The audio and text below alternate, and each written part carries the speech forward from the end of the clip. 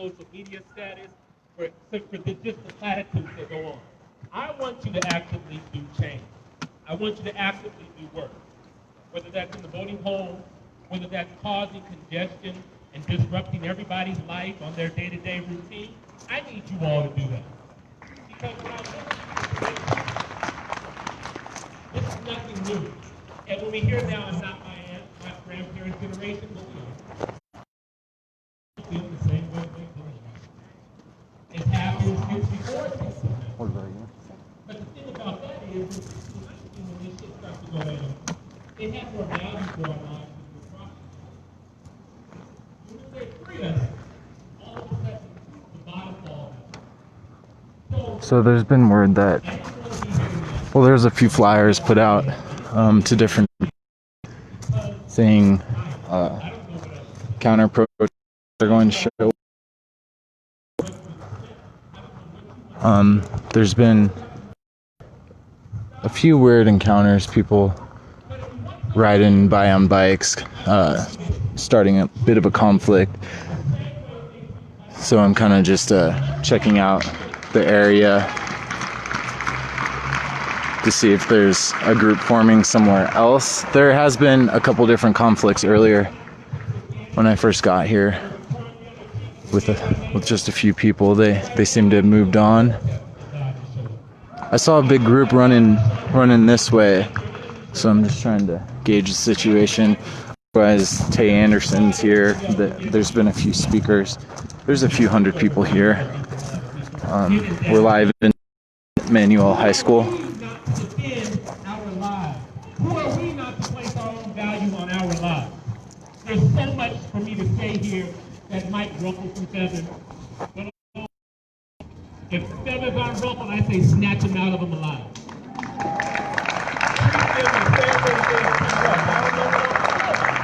I don't know what else to say. We have leadership that reflects my melanin, but the actions imitate those of the overseers. The action imitates those who believe that if I can emulate my oppressor, I too will be delivered. And that's not the case. So I need you all to do more than just show up here. I need you all to raise holy hell with your elected officials. They are here for you. They are on your dime. They're on our dime. They are. So, with that being said, I hope that everyone gets home safely. I hope that everyone can inspire 5 more people to be that are willing to make change. I'm tired of being here for this. I want to be at one of these celebrations where there's actually network congestion, a conviction of one of these murders. But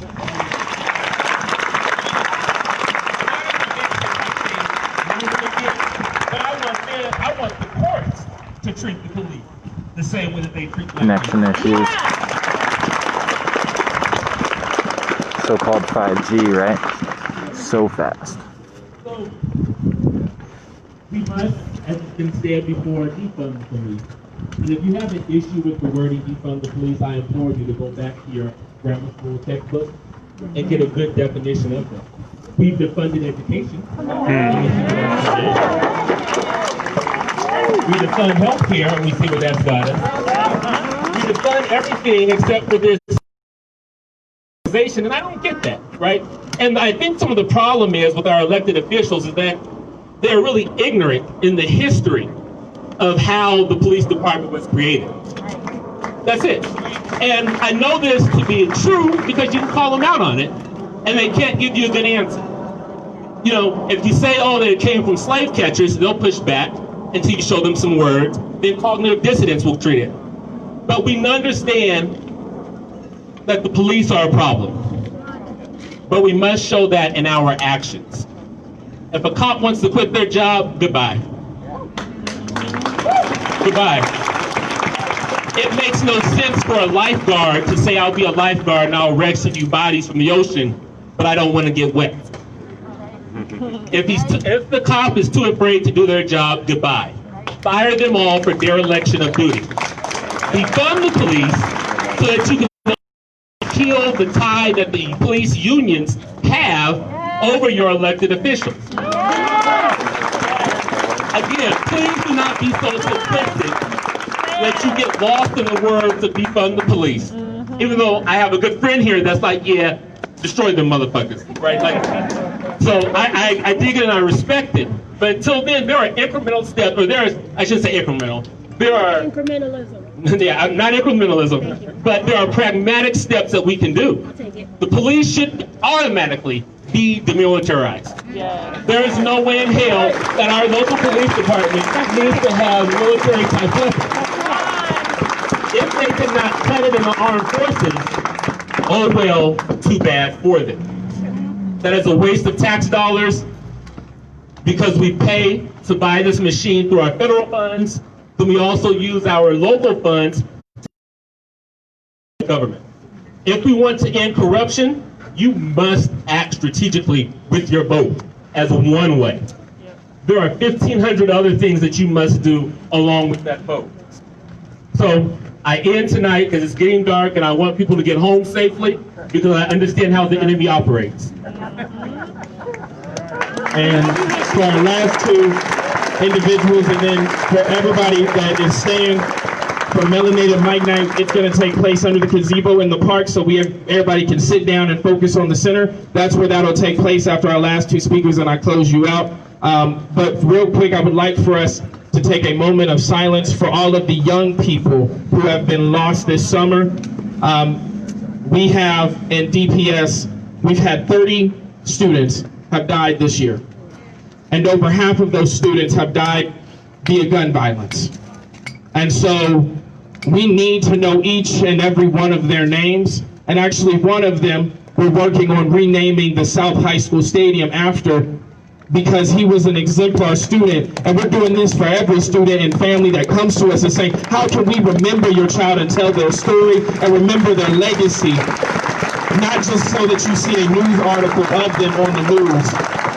And so with that, I'm gonna ask everybody, before we bring up our two last speakers, to put your right fist in the air. We're gonna take a moment of silence for our young people that we've lost in Denver this year.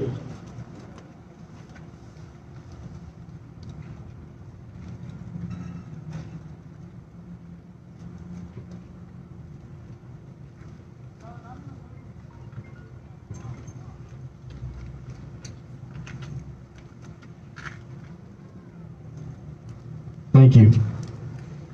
I'm gonna bring up both Joy, she's a restorative practice coordinator here at McAuliffe Manual Middle School, and Dr. April Alexander from Black Lives Matter 5280. Let me be very clear.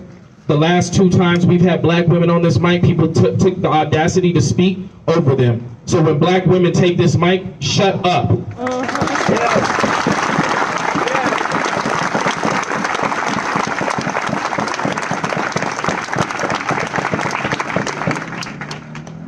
Out here for black women to not still be protecting you day after day after day and fighting for you.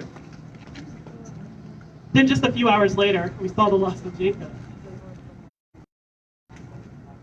Jacob being shot in front of his children and now still fighting for us in these hours that we're standing here. So another name.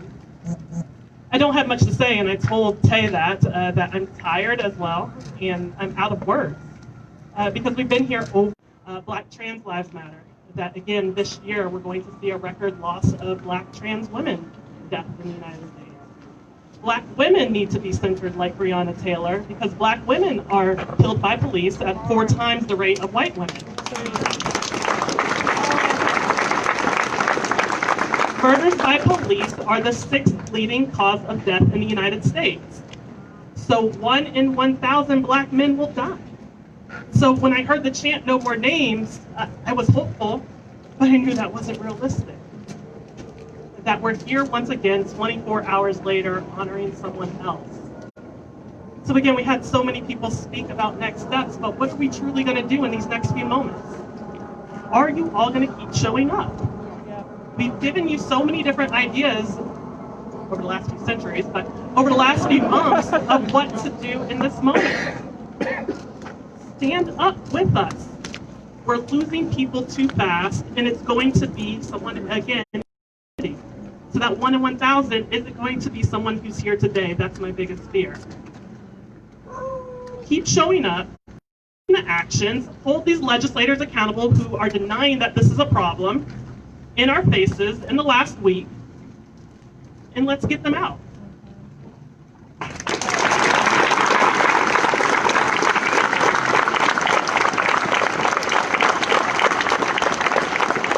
Hello, my name is Joy Jackson. I am originally from Los Angeles, California. I grew up in South Central, then relocated to probably one of the most racist districts in California, and I made it out. But I can't say the same for my friend Brett, who was shot on his way home from basketball practice my sophomore year in college. Brett, because his mom doesn't. But like everyone here has said today, I'm tired. I've been in education since I was 18 years old, and I've had kids kick me, hit me, call me a bitch, fuck you, and I've never resorted to violence. I've never hit a kid for I don't want to listen to you for walking away. That's fucking ridiculous. Excuse me, ma'am. I'm so sorry. She looked like my grandmama too. But Jacob Blake was shot 7 times in the back, and I can't imagine the fear that his kids felt. Today was the first day of school, and he should have been on there fucking up on Zoom like all of us were today. Like, I have been protesting since I was 16, starting for LGBTQ rights, and then I started protesting for Mike Brown. For the past 7 years of coming and going and coming and saying the chants and walking up and down the streets and getting rubber bullets shot at me and having my vision blurred from tear gas and being detained 3 different times. What does it have to take for America to wake up? What do we have to do? And I'm so there are people here older than me and wiser than me that can give us those steps, those pragmatic steps that he said, very good word. And all I have to say is I'm fucking tired. I am afraid to have children because I never want to have the conversation that I had with my nephew about what to do when a cop comes up to you or if a white man comes up to you. I have to tell them, do not go to school in the South because there are sundown towns there. Still. There's streets you can't go down. And so until my existence as a black, queer woman is respected, I'm still going to be shouting and screaming. No matter how many fucking attacks I have to do, I will raise up my black men, my black brothers, and black non-binary friends and family. But this is fucking ridiculous. It's 20 goddamn 20, and we need to make some changes. Thank you.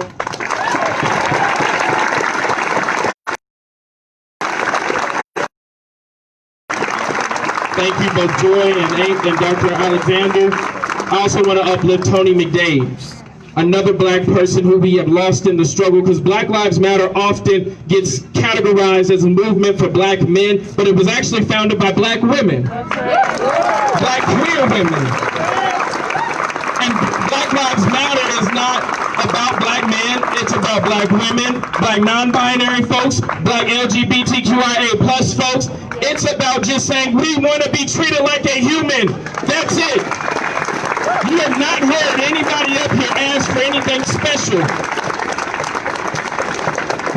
We didn't ask for special treatment in any of these speakers that you heard. We simply said treat us like a damn human. Animals, dogs. We pass laws faster for dogs locked up in a car than we do about kids in cages and black and brown folks in cages.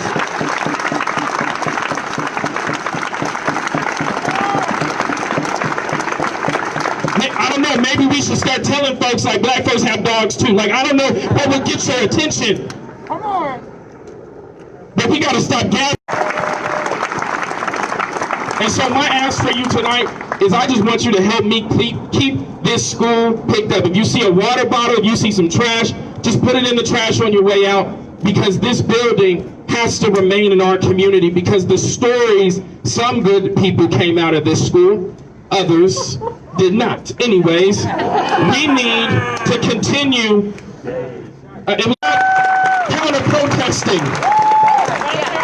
You can tweet that out, but the main story needs to be about the message you heard here today. I'm tired of looking on Facebook and Twitter these misleading hashtags and misleading names and things that you're putting out there. This was centered on black folks so you could hear the struggle that's coming from our voices, and so that we don't have to have another Jacob Blake. But I am so glad Jacob is living to tell his story. And so with that, I'm going to bring back up my hero, my shero, Miss Elizabeth Epps.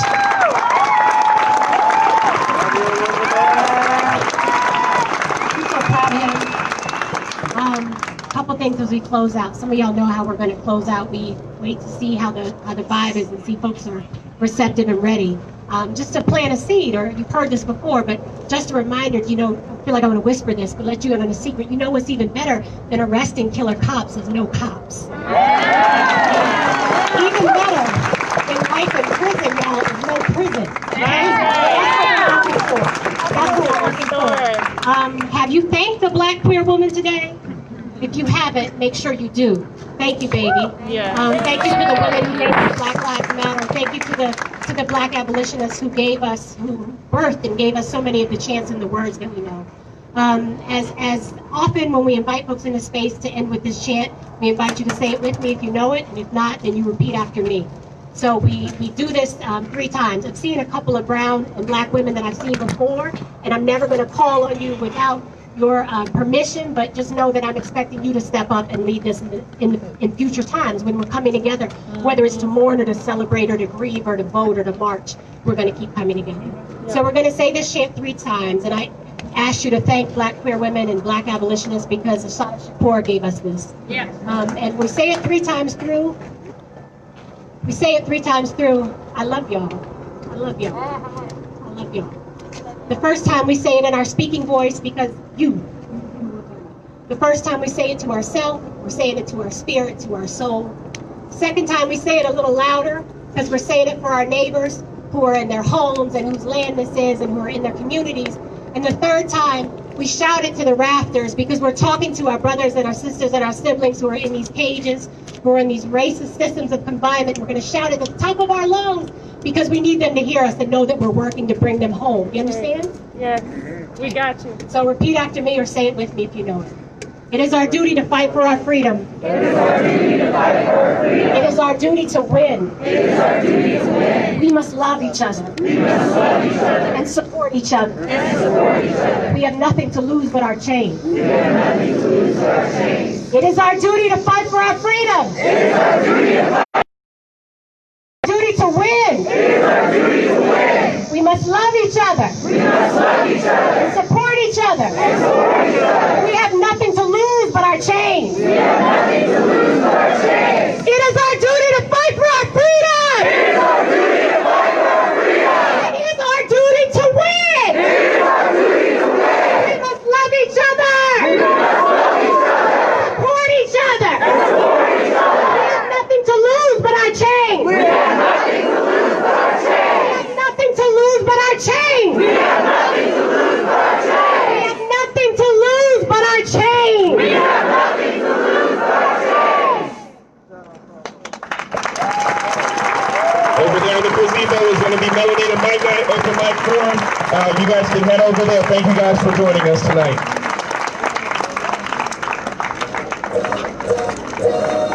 All's my life I has to fight, nigga. All's my life hard times like bad trips like That's a bit. I fucked up, you fucked up, but if God got justice, we gon' be alright. Be alright. We gon' be alright. We gon' be alright. Nigga, hit me, nigga, feel me, we gon' be alright. Nigga, we gon' be alright. Be alright. Nigga, we gon' be alright. Nigga, hit me, nigga, feel me, we gon' be alright.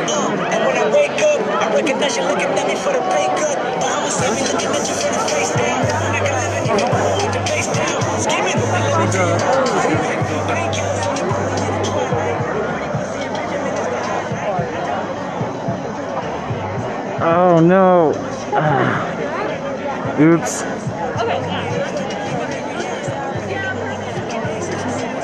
What's up? Heading over to Melanated Mic Night? Yeah. Follow you guys over there? I'm just looking for a group to like. Yeah, you can stick with us. Sorry, not gonna be you. No, you're good, man. Thank you. As long as you're not a plant. No. I'm just kidding. Oh, thank you. I mean, I guess I wouldn't say it. I guess that's kind of a valid question. Yeah. It never ends for me because I have to walk outside my door every day thinking, damn, I just missed out my account today. Really what I think about. Hey, every day I see you on I'm gonna do a little thing. Actually, low-key been a morning walk today. You know, usually I'm like... It's true. I think it's just over here. different routes. The reason why people kind of seem edgy is there was a couple flyers gone out for counter protesters to show up at this park. Yeah. So that's I've been seeing a bunch of online mentioning shit about this. yes. So there's plans everywhere, so I'm just like, yeah. I know it's probably tense. Yeah. But, I'm just trying to make sure I'm good. No, you're I good. know I'm going to the right place. Thank you. I really appreciate it. Yes, sir. It's right here. Thank you. Yeah. This is.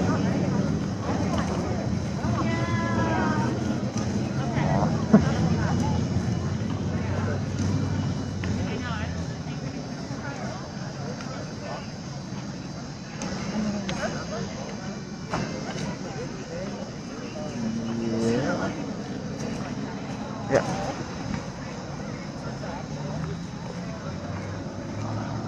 Okay, so we're live in Denver outside Manual High School. We just saw one of the rallies. Tay Anderson spoke. There's a few other speakers. I think one of the state reps for one of the districts, I didn't catch the name, Elizabeth Epps. So this rally was planned this morning in response to Kenosha, Wisconsin. I'm sure most of you have seen that video yesterday. There was a conflict with police. A man named Jacob ended up getting shot in the back 7 times by the Kenosha police. We do know his children were in the car. He's in the hospital right now. Last I heard, he's in stable condition.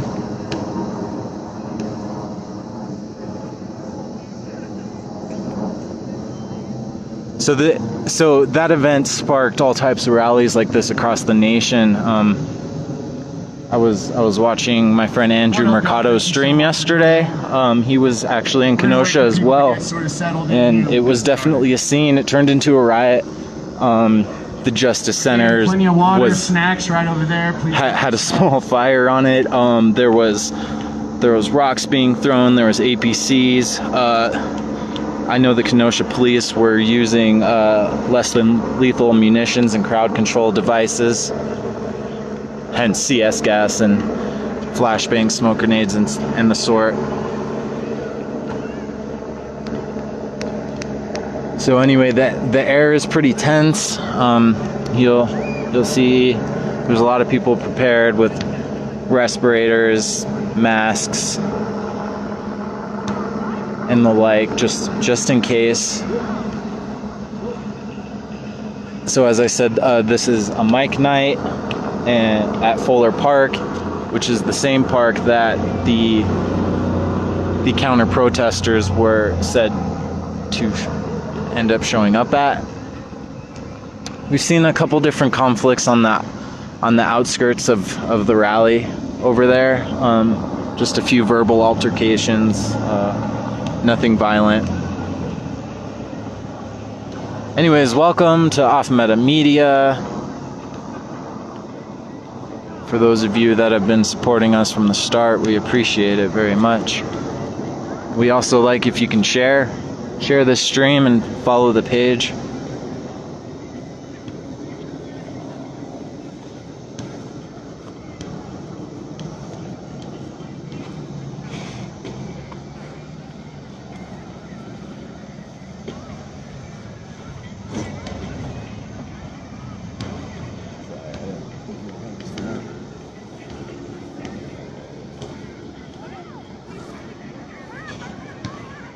Hi, Disa.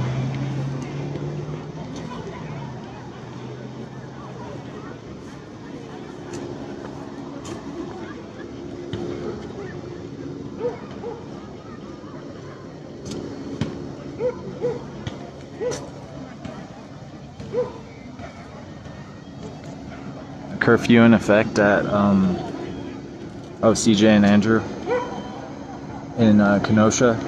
Is that Kenosha specifically? What about the surrounding cities, or is that where the rallies are?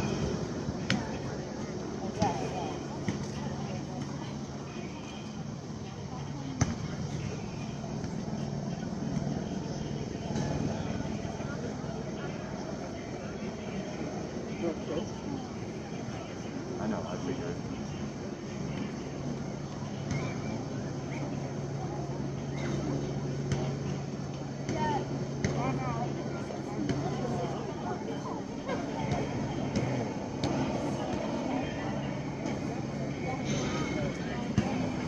So if you guys were watching, we had done a brief walk through downtown Denver, and you saw the heavy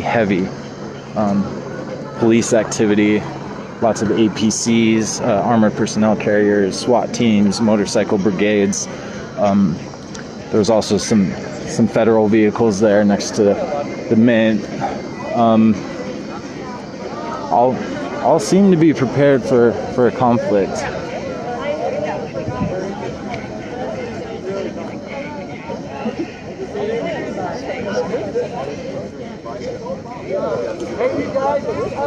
So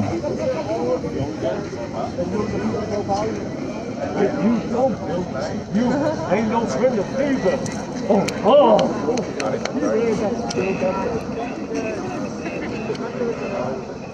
thanks, Dana.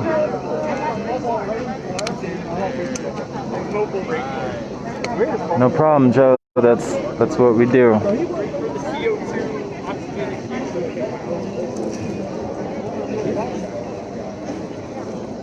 So we'll stick around at the open mic for a few. There's still some people over at the rally on the other side of the field.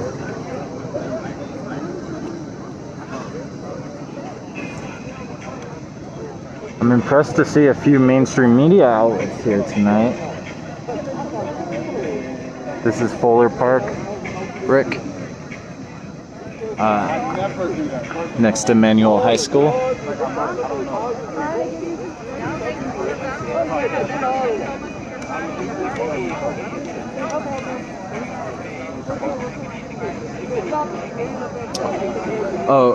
I believe they were alluding to the curfew in Kenosha, Wisconsin that started at 8. And Andrew Mercado is a good person to follow if you want to see the stream in Kenosha. I imagine it's going to get a little wild tonight. I think he streams off of the page Mercado Media now.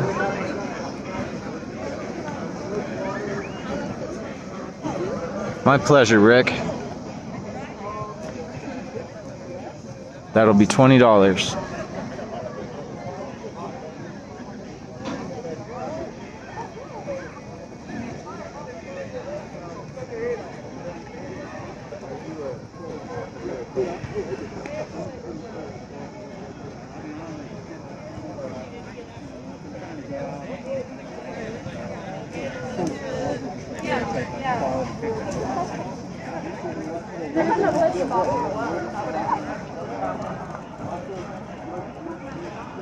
So yeah, it's been peaceful so far.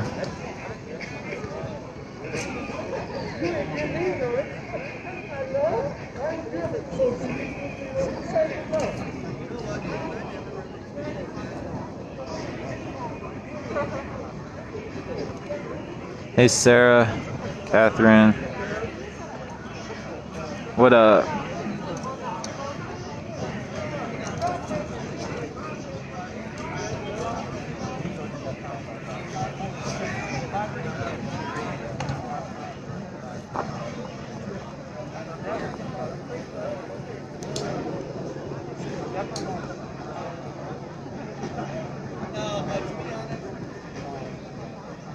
Oh, okay. Thanks, Don.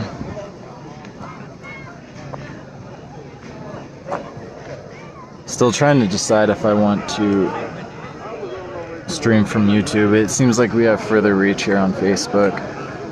Sometimes we restream through multiple platforms, but that doesn't always work because we gotta have a server available. and one of our friends provides that for us, so it takes a little bit more coordination. All right, y'all, about to get started. To whoever brought Hello, Brett. mac and cheese, thank you. Thank you for bringing food and water and cooler. By the way, this mac and cheese. Mac and cheese. I love mac and cheese. So I've spoken to quite a few of the nominated folks in this crowd. Quick poll, do you eat mac and cheese with a spoon or a fork? Congregating over here in the atrium, and we'll start forming a little line. Thank you, thank you, thank you.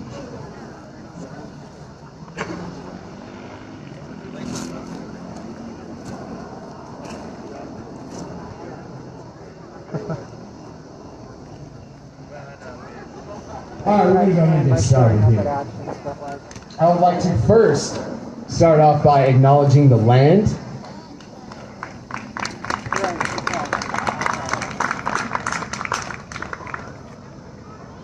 All this land that we inhabit was taken by savage genocide from the Cheyenne, Arapahoes, and the Utes, and we would like to always and foremost acknowledge that.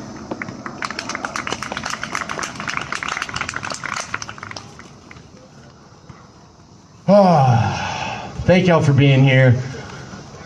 I'm frustrated. I know a lot of folks are frustrated. But I'd like to just start by saying a lot of the things that we kind of knew that were going to be coming along this summer when these protests began. Proud Boys, pushback from City Council, the mayor, infighting. It's all happening. It's coming to fruition. And we have got to stick together. There's way too much momentum. And clearly, people still have some fight left in them. Looks like all of you folks here still got some fight left in you. We appreciate you being here. Now, I've spoken at basically all of these, so what we're trying to do is encourage all Black voices that have not spoken at one of these events to speak. And first up, we got our dear sister here, Median. Please welcome Median.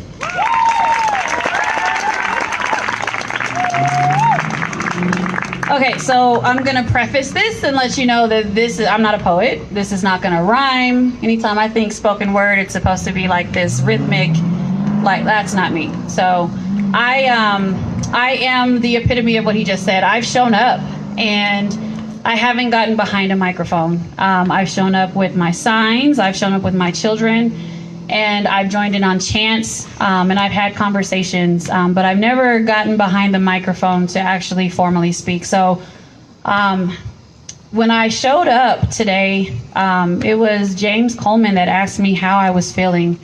And I just gave him a simple, candid answer. I'm not okay. Obviously, we're in times that have evoked activism in all of us. And I know you've heard it before, but as a Black woman, as a Black person, as a Black life, this is not new. This is not an all of a sudden or an oh wow. This is kind of a I told you so for Black people. So really, I just wanted to, I guess, tell a little bit of a story about my reaction today. So after I got the news of Jacob Blake and I looked it up, I read the story, I saw the video. So I'm a mother of 3 and I have 2 boys that are in college and my daughter is a senior. And just last weekend, I had to drop my sons off in Texas to continue their education. And I've never been faced with as much fear letting them go as I was last weekend. They're no longer under my umbrella of protection. We can't show up to protests together. They have to use their own voice and be diligent all their own.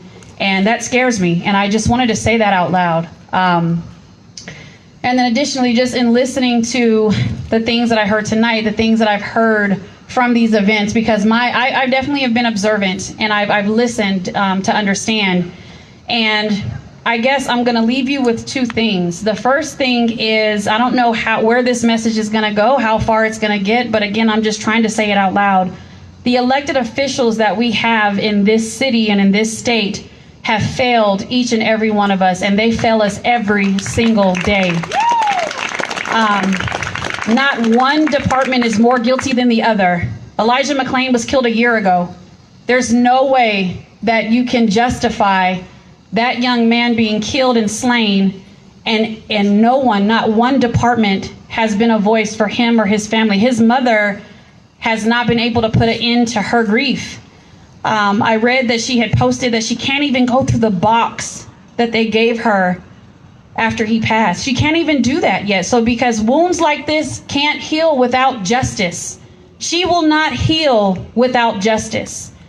And if they continue to mess around and that woman's wound gets infected, imagine the danger that she's going to be to them. Just imagine. She very well could run for office and now you're out of a fucking job, right?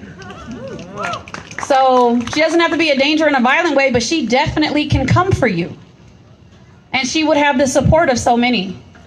So to any elected official that might hear this message, you failed us you're failing us every day. And the second thing that I wanted to just simply say out loud is to the people that want to push back. It comes in multiple forms.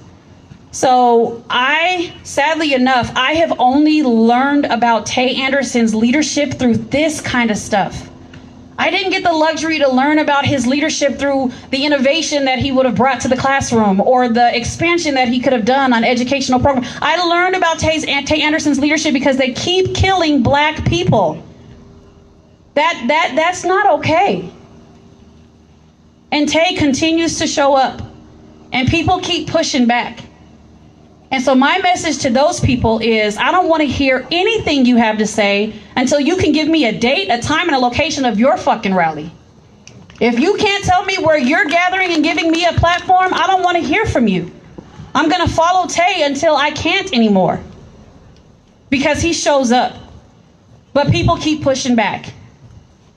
And I'll tell you what, you might think you have a voice, and you might think that, you put yourself in this place of threatening Tay and all of a sudden you have attention. You need to be careful, because there's a lot more of us than there are of you.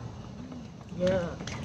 And for the people that want to be counter protests and all of that, I'm going to tell you something. I'm going to keep showing up, and I'm not going to stop fighting. And I dare you to stand in my way. I will meet you there. I dare you to stand in my way, because I will meet you there. And I can assure you that I'm going to be the one that walks over you, because I will not stop. I will not stop for my children. I will not stop for your children. I will not stop for my legacy and my lineage. And so everyone that is here that can't relate, straight up just white people, you can't relate to everything that's going on, but you show up. That's pretty dope that you show up, and you should continue to show up. But for me, I take this with me. When I get in my car and I drive home, heaven forbid I get pulled over, I take this with me. You go home, and it's a comfortable drive for you.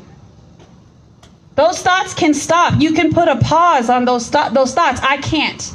My children can't. The people that look like me can't. So when you show up, I think that's dope, but that is not enough.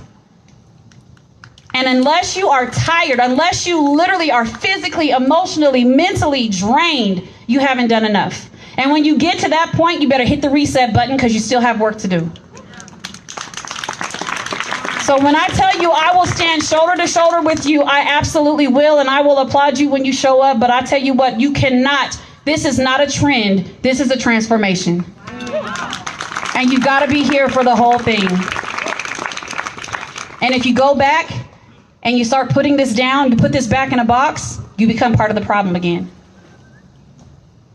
So you have to really take the time to think about that. And I've carried a sign since the summer that says the end of white privilege is not the start of white oppression. It's the birth of equality.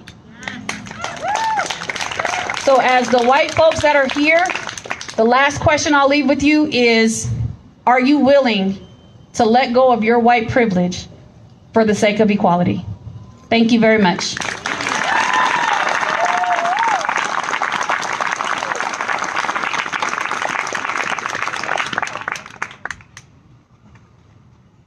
Thank you. Torrent. Yeah, all right. That's my dog. Yeah. Y'all please welcome this brother over here.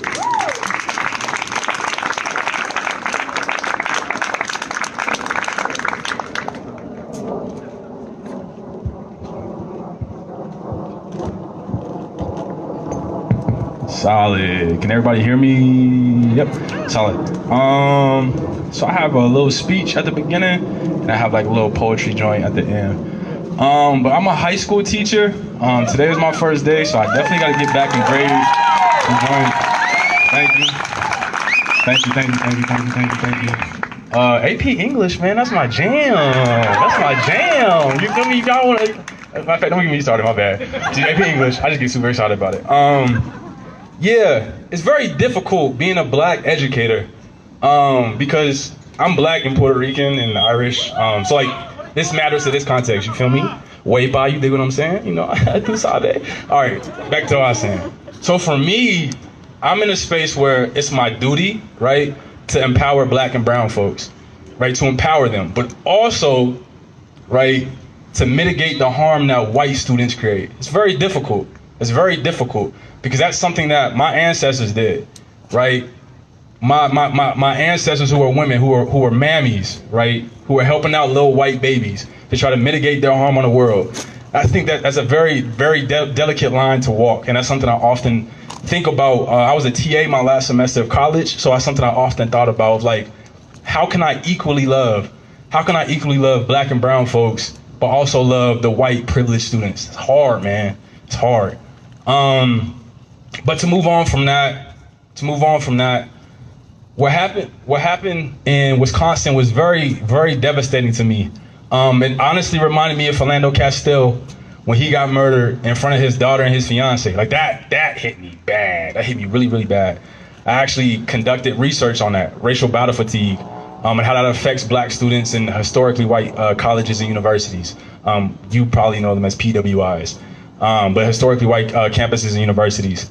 Because his daughter was in the back, right? He got shot. She jumped out the car. Like, she got out of the car when she saw her dad get killed. And his fiance was saying, like, don't hurt her, don't kill her. She didn't know what's going on, right? I think she was probably 4 or 5. I would imagine when she gets to my age, I'm 26, right? It's gonna hit her. I don't know how. I don't know what the destruction might be, right? I don't know what vices she might be using, but I can imagine it's gonna be something extremely devastating. My dad was in jail majority of my life, right? And I'm realizing now, like, there's pieces of me that are harming other people, right? They're always saying hurt people.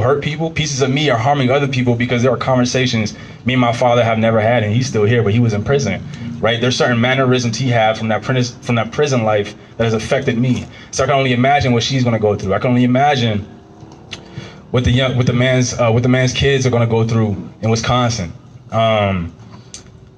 And that is devastating because it not only affects the families, it affects all of us, right? It affects all of us in different ways, right? When we say police brutality harms the black community, it also harms the white community as well, right? Like, in order to kill somebody, in order to harm somebody, that honestly makes you a monster, right? Like, cause you're hurting us. Like, we get hurt, trust me, we get hurt, so it's physical. You can see what's happening to us. But being in college, right, people study race, people study gender, people study sexuality, but what they fail to study is whiteness, the white psychology, right, of what brutalizing black and brown bodies does to white people. That's a real thing. I don't know, right? I'm only Irish. I'm not even like real white. I'm just like Irish, right? So I'm like black white technically. But yeah, like, that's a real thing. And so for the white folks out there, like, y'all have to like internalize when we're at rallies, mobilizations, things of those nature. Like, I appreciate the claps. It's cool, you feel me? But I read a lot of James Baldwin. I read a lot of Du Bois. So I understand racism does not stem from ignorance. Trust me, right? It is not at all. Thomas Jefferson, one of the smartest people, he's been there. Thomas Jefferson went to Africa. He knew exactly what Africa looks like, right? Racism stems from, racism stems from self-interest, right? And somebody mentioned Mayor Hancock. Somebody mentioned him. So when we talk about self-interest, understand, right, that identity politics is cool, right? until we have to start measuring integrity. That's a whole other conversation. So when you have a man, right, who's not just a man, but who's a black man, and not only a black man, but a black man who grew up in a specific type of way, right, where I would imagine he's eating Tostino pizza rolls and ramen noodles for dinner, right, so grew up in a particular type of way, when he is more angry about establishments getting a broken window than black and brown bodies being murdered, than mothers and fathers and brothers and sisters crying over their siblings, over their sons, over their daughters being brutalized, that does not make sense, and it does not sit well with me, right? Which you'll still find people who hold him up because he has blackness, right? Let me be the first to tell you, like, it's cool to be black, but it's even cooler to have integrity intact with that, right? It's even cooler, right? Same thing for white folks. It's cool to have the Black Lives Matter. What do y'all got? Y'all got the flag, the sign in front of the house. That's cool, but your kids still go to private school. I mean, y'all gave me the mic. Y'all gave me the mic. Y'all gave me the mic. Y'all gave me the mic.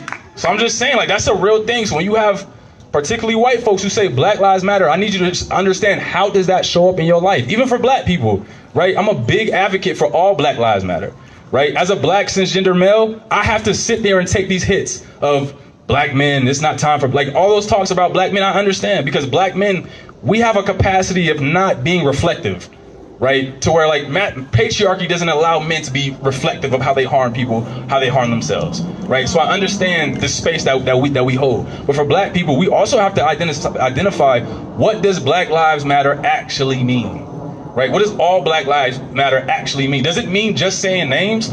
Or does it mean we address the colorism in the community? Does it mean, right? Does it mean that we turn a blind eye, right, to possibly rap music, to possibly to movies, right, that objectify women and men and little children, right? Like, we have to be able to pay attention, right? Do we objectify ourselves? Do we look at our darker complexion brothers and sisters in a different way than light-skinned brothers and sisters? Like, that's a real thing. And so we have to identify, what does Black Lives Matter actually mean to us? Does it mean we shop at the mom and pop stores over Walmart? Does it mean we still use Amazon? Like, those are real things we have to identify within ourselves. And so when we're looking at people like Tony McDade, when we're looking at people like Nina Pop, when we're looking at people like Michael Brown, right? When we're looking at people like Tamir Rice, for me, it doesn't matter. The conversation should never be, right? They were innocent and they should not have killed. You should not murder anybody, like, point blank, period. That should just never happen. Innocent are guilty. You should not murder anybody. Like, that just should never happen, right? And so what happened in Wisconsin, it could easily happen here, right? And I would imagine Tay is very familiar with the STAR program, right? That program is going to make sure what happened in Wisconsin does not happen here. Because the STAR program is not police officers going to domestic disputes, right? Give y'all a fact. 90% of phone calls to the police department, the Denver Police Department, 90% of it is domestic disputes. 10% is violent crime. So when we talk about the budget, right, why do police make so much money, right? When their job is to prevent crime, but they don't prevent crime. They're always on the back end of crime. So they're technically not even doing their job. So when we say defund police and reallocate to education, to healthcare, etc., all we're trying to do is actually make police, they're trying to make their job a little bit easier. Honestly, when they really think about it, we're trying to make their job a little bit easier and have them do actually what they're supposed to do, right? Which is deter, which is to stop violent crime, which is not a big thing in the communities, right? So I want us to be able to think about those things, is when all these situations are going on in different communities, how does it show up in Denver, right? Because we're not unique. We go through what a lot of other people go through, even though we deal with gentrification at a higher rate as other cities, right? It shows up differently here, but we have opportunities, we have resources here. I'm part of the Anti-Racist Club. I don't know if you're familiar with it. You might be, you might not be. Good looks.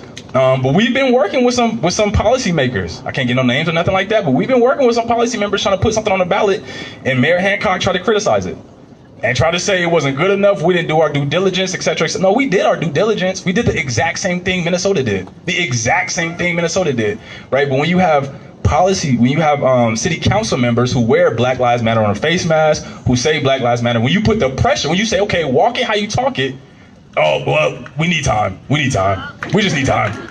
We need time, right? So it's a matter of you gotta protest, you have to rally, you have to show up to city council members, you have to vote, you have to do whatever is necessary for yourself. Because James Baldwin never went to protests or mobilizations, and that's something I always try to tell people. His thing was, I'm not with beating my feet. I can't do that, but I can write. I can tell y'all stories. And so everybody shows up differently in all protests. And so I want everybody to know that you don't have to show up all the time. And if you don't show up, it doesn't mean you're less. It doesn't mean you do not care. It means you might be the person who's telling stories, right? Or you might be the person, I don't know if y'all familiar with Freedom Summer, right? They had to get fed. People had to feed them. They weren't allowed in every restaurant. There were people making the meals. You might be the person who come out here and make people sandwiches with the oranges. Like, that might be your role. Or you might be the person who offers somebody resources. Everybody's role is different. We show up differently. So I want us all to know that. Before I get to the poetry, the poetry piece is that we are all Nina Pop. We are all Philando, right? We are all these people who have been murdered, Sandra Bland, etc. We are all these people who've been murdered. We should not be exceptional to stay alive. We should not have to be perfect. We should not have to be respectable to stay alive. We should be able to be in the worst conditions possible and still be cared for. To still be cared for. So when we talk about hands up, don't shoot, but what about if your hands is in your pocket? Like, that's a real thing too. So it should just be don't shoot, right? It should always be all black lives matter, and we're gonna be very specific when we say it. And so when as black people too, when we say brown lives matter too, make sure we go into these detention centers. Make sure we educating ourselves on Porky Gonzalez. Like, make sure we educating ourselves is real. Because even for me, like, being Puerto Rican is very difficult to match the knowledge I have in the black community, in the Puerto Rican community, in the Spanish community, etc. Like, it's very difficult, but I make sure I have friends around me who can educate me. And it's okay to make mistakes. That's what knowledge is about, right? If you never make mistakes, that means you think you're perfect. And if you make mistakes, that means you're trying. So I implore everybody to try, and I'll end it with this. I talked a lot. I told Daria I would not, and I very much apologize. But I ended with this. I wrote this poem. Damn, I usually put my dates on them. Oh, November 18th, 2019. It's really no title. I don't put no titles. Ain't no U.S. without us. So-called niggas, Negroes, niggas, royalty and slave, trading crowns for Jesus. Ancestors' bodies paving the way only to be brushed under a white face because it's easier to trust. What I mean is Garrett Morgan, do your Googles, an inventor of the traffic stop, gas masks, and other machines, had to have a white man sell his items so his inventions can be taken seriously. Sounds obscene, but he risked being killed because he was an intelligent black man guilty of following his dreams. I learned about him when I was 17, around the same time I learned the details of Dr. King's dream. It was more than just black and white children playing symbolically, creating an integrated drink being gulped down by Americans, leading them to believe that Obama would eradicate white folks' racist mentalities. It was about having a black cuisine. You know, cornbread with the black beans, soaked greens with the chitterlings, with the past and the future displaying this nation's inconsistencies, challenging us to rise up, and live out the true meaning of its creed. We hold these truths to be self-evident that all men and women, and all folks who do not identify those ways, are created equally. King glancing at the future, demanding men be switched with human beings because it'll be a shame for us not to represent inclusivity. What King truly represents to me is a radical who, like Jesus, was interested in effecting transformative justice and is able to have dialogue with those that might not agree. In a world too often governed by arrogance and corruption, it could be difficult to stay true to one's philosophies. For every you and me, there's a Trayvon and Sandra B. All movement ain't progress if we speaking factually. So I understand how we can be complacent thinking that civil rights did everything. Civil rights was just a step. It's 2019 and we have to step again. Continuing to step until oppressive systems are extinct. Continuing to step until white supremacy becomes obsolete. Continuing to step until we refuse to sleep because we're living in a king's dream. Truth is, King didn't get killed because he had a dream. He was gunned down because he woke up with a vision. No more superficial hope. We now need solid realism. King became a black radical, and after him, Shirley Chisholm, a woman with guts and ambition. And his teacher, Ella Baker, the backbone of the civil rights movement, who never wavered. It's okay to be fearful. Not everyone uses their voice to speak on their conditions. Your presence is enough. Your silence is not submission. We lead in different ways and protest in different editions. King taught me true allyship is when our own light shines, we inspire others to see the light come to fruition. So if you can't fly, then run. If you can't run, then walk. If you can't walk, then crawl. But keep moving forward until we complete our mission, having equity, equality, and justice for all. To be a black person in America is to be a burden in your own land, a refugee in your own land. When I hear roots, I hear to belong to something. And as black people, we don't belong to no place. Not Africa, not America. But we do belong to each other. Thank you.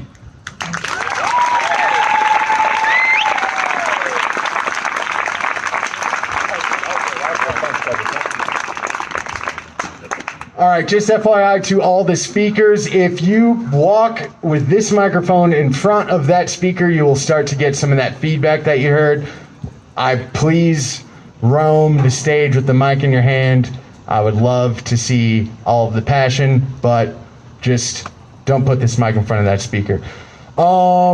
Thank you to Torrent, Black Educator. I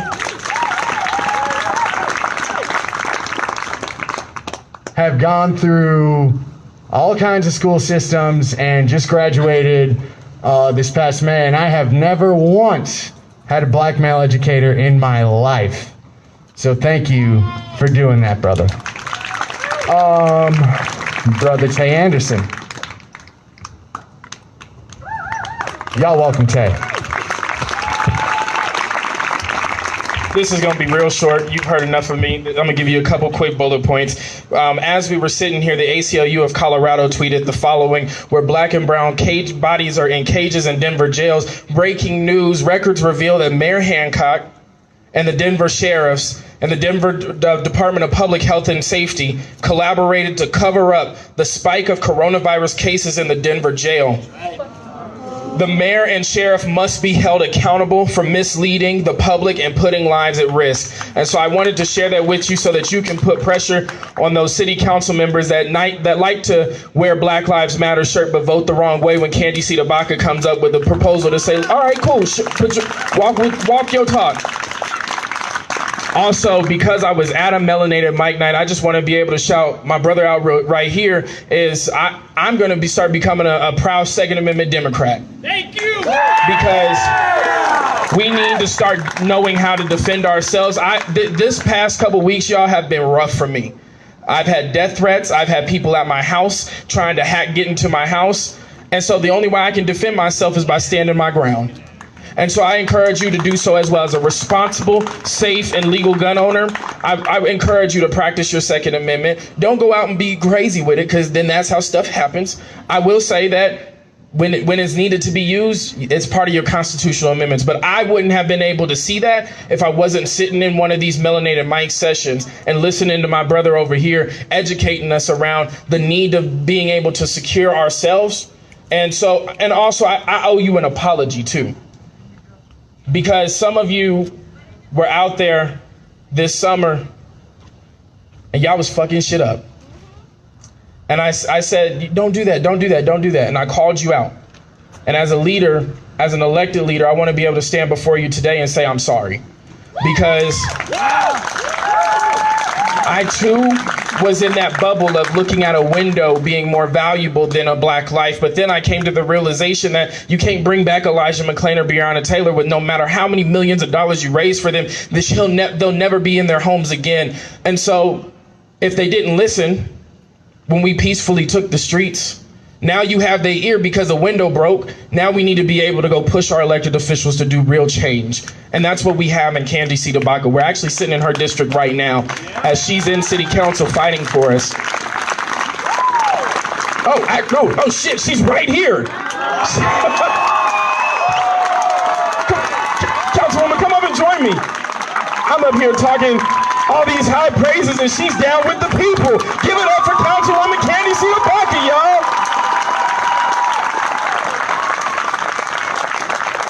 I don't have nothing to say. I just came over here from City Council. You guys are on my way home, and I was proud, and I saw you guys still here, and I wanted to come be in solidarity. You know, every day I go to war. I go to war for what our people are asking for what our community is asking for, not what is politically expedient, not what is convenient, but what we're asking for and have been asking for generations. And Tay's not lying. Like, the minute we get in these seats and start representing the people, it's a whole new level of danger. It's a whole new level, not only from the people who don't like what you're saying, the regular everyday citizens, but we can't just call the cops and expect the same protection that other elected officials like us have.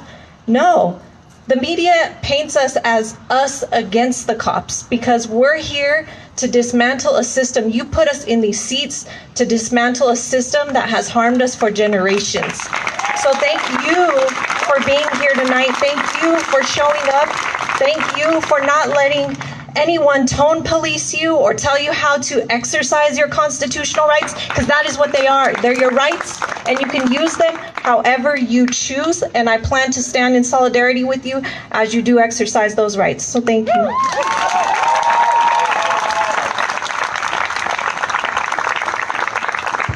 Thank y'all both. Okay, so I know I spoke to some black women. Yes.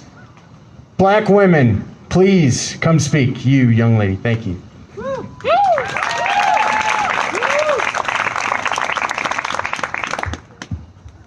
my God.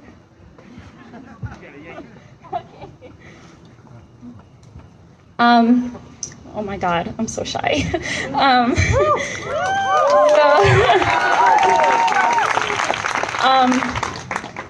I'm really glad that Tay Anderson said that. Perfect timing. In case it hasn't already been made clear to you, Mayor Hancock ain't shit. He ain't shit. He may as well have been a white man. He may as well have been wearing a Klan hat, a little Klan mattress cover, whatever the fuck it is they wear. To be crystal clear, black faces in high places mean nothing. When the black faces in question are hiding up arrests, when they're telling us that they're gonna bring in the U.S. attorney to charge and trump up charges against protesters, they ain't shit. Fuck a blackface. The blackface means nothing if it's peddling white supremacist talking points. It's nothing. It's nothing. On that same note, I think that this is a growing pattern that we see, that people just seem to flock to the black Democrat. We saw it in Chicago. Lori Lightfoot, Chicago's mayor. If Despicable had a face, it would be her. I mean, it's truly something else. We elected her because she's a black lesbian mayor, black woman. She just looked the part. She was supposed to be Chicago's, new page. She's done nothing. Never mind not doing anything. She's pushed Chicago into just the worst. On Saturday, we saw violence in downtown Denver. And just like Tay Anderson said, we've been asking for the police to be defunded for months now. And when they don't give that to us, but we're also peacefully protesting, and a Jeep drives through us on I-225 and they do nothing to help us, and they tell us, why were you on the highway? Why were you this? They blackballed Colin Kaepernick out of his career for kneeling onto his knee. They don't want us to rap about it. They don't want us breaking windows. They don't want us on the highway. Petitions do nothing. Voting brings in more Lori Lightfoots and Mayor Hancocks. What do we do? I'm out of answers. I don't know what to do. How do we do this correctly? How do we do this so that U.S. attorneys aren't called and federal charges are brought against people for just wanting to live? Truly, it's exhausting. I just don't know what way we're supposed to do this. So unless we all come together and have an answer as to how we're supposed to do this so that we're not all sitting in prison with decades and decades of sentences, the last thing anyone should be doing here is peace policing anybody. Kill the cop in your mind. Yeah. You see somebody break a window, you see somebody set a building on fire, yeah, that's wrong, but why are they doing it? Did you address the anger? Did you think someone just took a rock and threw it through a window because they wanted to? Did you even take the time to address the anger? Elijah McClain has been murdered and dead now for a year. Jacob was murdered on the 1-year anniversary of his death, of Elijah's death. We found that out yesterday as we were chanting no more names. That heartache is unbelievable. to not even address that anger, to then get mad at the people in Jacob City in Wisconsin and Milwaukee, I believe, to bring charges against them, to dox them, to call it rioting, this, and that. What are they supposed to do? What do you want us to do at this point? What's the right way to go about this? And in short, there is no right way. Stop telling the oppressor, stop having the oppressor tell you how to protest the shit that they put you through. Stop. Kill the cop in your mind. That can't be repeated enough. Kill the cop in your mind. We touched briefly on, several of the speakers before me touched briefly on performative allyship. And yeah, you have the Black Lives Matter sign on your yard. You're here sitting with us. Like, that's great. You protest with us. You defend us with your life. That's great. But are you still calling the cops? Do you still call the cops on your neighbor? Do your kids go to private school? Are you, oh yeah, Black Lives Matter, but they threw a rock through the window, so I don't know. Oh, they're defunding the budget. I don't know. Like, do you want this? Do you want this as bad as you say you want it? Do Black lives globally matter to you? Are you invested in the Black struggle globally? Do you understand that what the U.S. police do here, the military does abroad? Are you committed to this all the way? Do you want it for Black lives globally or not? I'm already very uncomfortable, so I'm going to wrap this up. I just think that there's a long way for us to go. If we see a Black man get shot 7 times in front of his kids and we still have certain people saying shit like, he should have complied, or, oh, why was he reaching into his car? Oh, why are his kids there? Why did he walk away? There's still work to be done. And it's not over. It's my favorite sentence. I can't say it enough. Kill the cop in your mind. Thank you.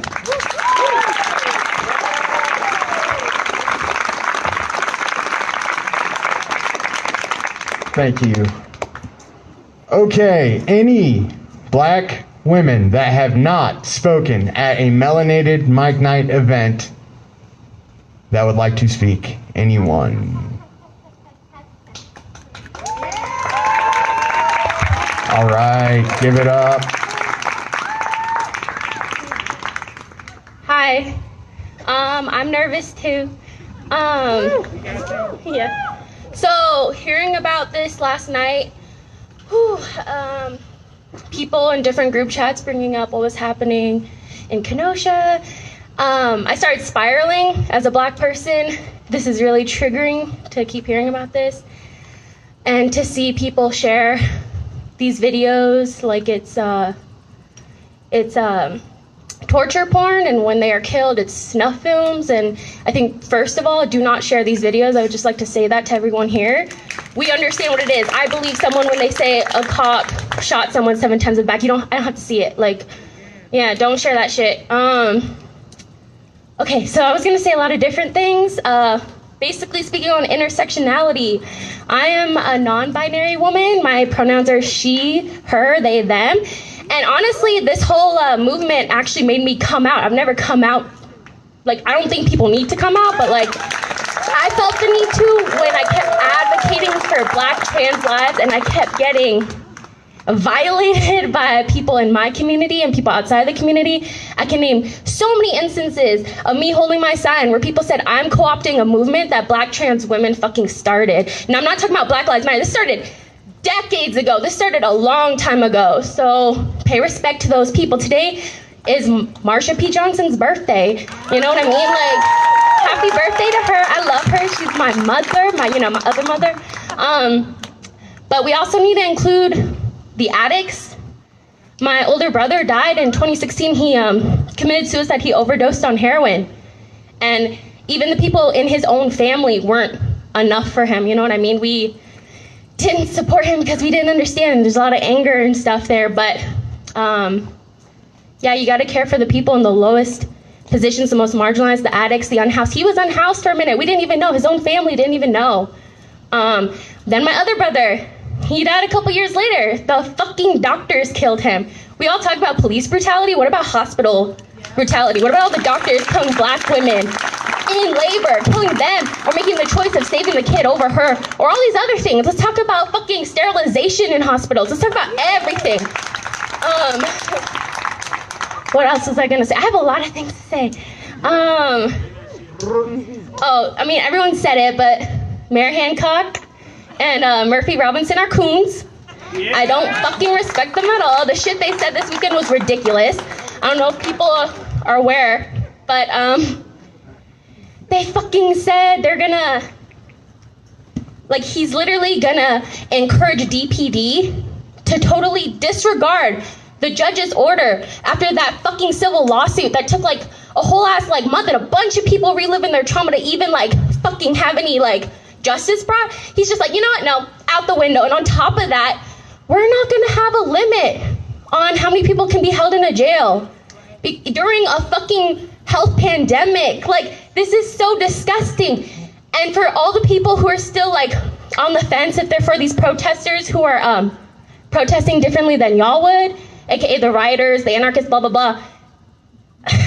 This same week, Monday, I mean, I know Candy knows, Candy was there, but like, everyone tried to do it the peaceful way, like for months, like people have said before, like for years, honestly, for decades again, but like, how are you gonna gaslight and tone police communities so fucking hard, have racist rhetoric, Sandoval fix her mouth to say black on black, brown on brown crime during as a reason for why we as like people don't have the right to vote on a bill, the right to vote. This wasn't gonna automatically pass it. We don't have the fucking right to vote on it because of your racist like narratives that you've been perpetuating, whatever. It's fucked up. And okay, I have a lot more to say. I didn't write anything down.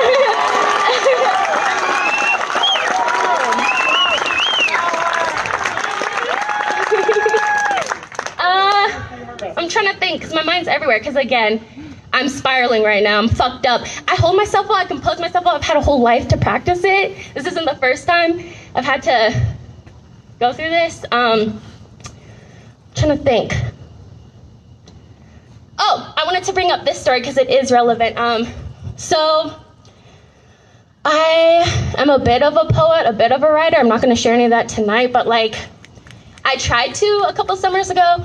I went to the Casbah, I don't even know how to pronounce it, in Aurora at an open mic where I had some beautiful poetry. It was more of an invitation to my LGBTQ Black family to try to start a circle to create art, right? And I get off stage, everyone's cheering for me, and the host, who's a comedian, a Black man,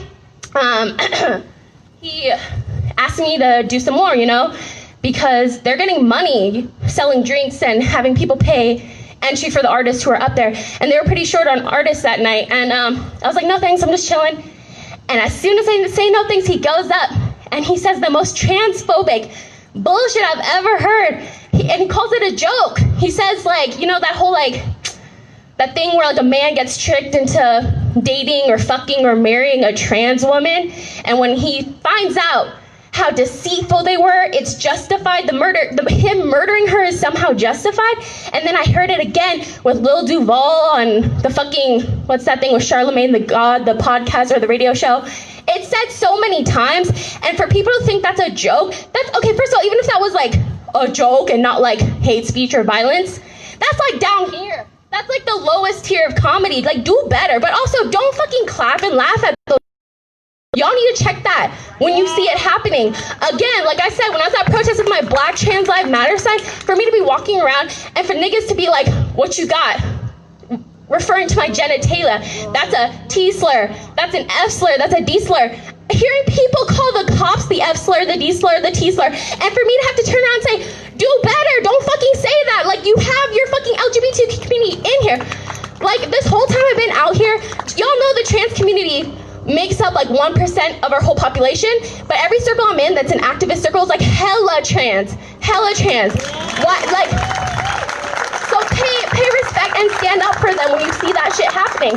I'm sure many of you heard about that shit that happened in LA this week where, yeah, those trans women were harassed and abused and all this, and Black men were standing there laughing and filming it and stealing their shit. Like, that's fucked up. You should be as angry at that as everything else, because the disproportionate rate at which trans Black women die is ridiculous.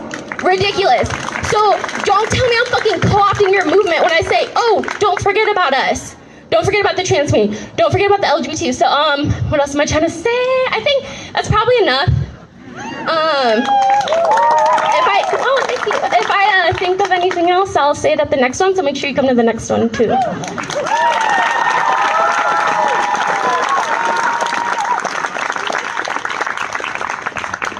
Hi guys, I just wanted to come up here. This is a black mic tonight, not a melanated mic, but I wanted to speak to the press that might be here.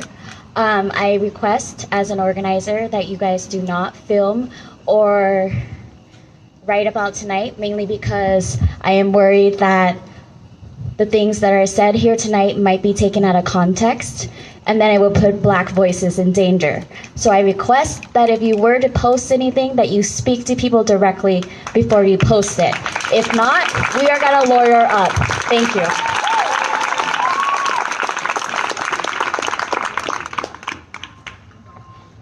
I just want to say to our last speaker, I can't second everything she said enough. It is paramount to the struggle. There are a couple of things just really quick. For the interest of time, we're going to start setting 10-minute caps. 10 minutes is your time. If 10 minutes comes up and you are spitting hot fire in here, obviously we'll let you go. But if you get a small tap on the shoulder, it's time to wrap it up. Also, as folks are leaving here, if you can't stay any longer and it's time to leave, please be careful just in case people might want to pick you up in small groups. I myself got pulled over by 2 squad cars, 3 officers the other night leaving the GA, and they gave me the whole, is this your fucking car, anything and no fucking vehicle I need to worry about. The whole rundown. Luckily I had a homie keeping an eye on me. So just be safe as you're leaving here.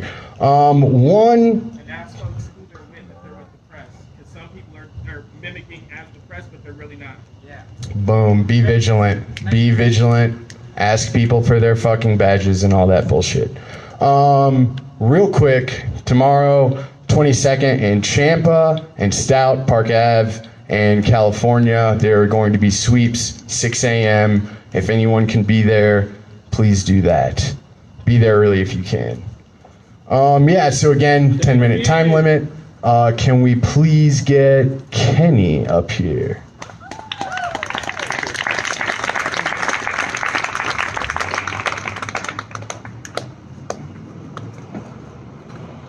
What's up, y'all? Before I do anything, I know this is District 9 and everything like that, but I definitely want to acknowledge that we are in Colorado. But more importantly, we're in indigenous land. And I want to acknowledge that the land we are standing on right now is stolen land. And that needs to be acknowledged because my fight is for the fight of melanated people. And if you're about Black Lives Matter, you better be about your indigenous brothers and sisters too. And if you're really about honoring those treaties, we should be looking at what Oklahoma did and be trying to do it here.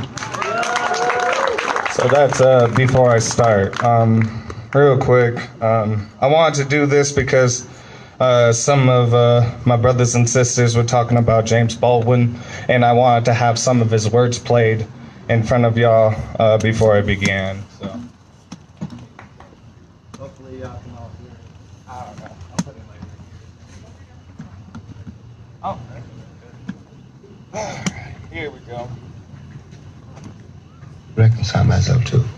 I was born here almost 60 years ago. I'm not going to live another 60 years.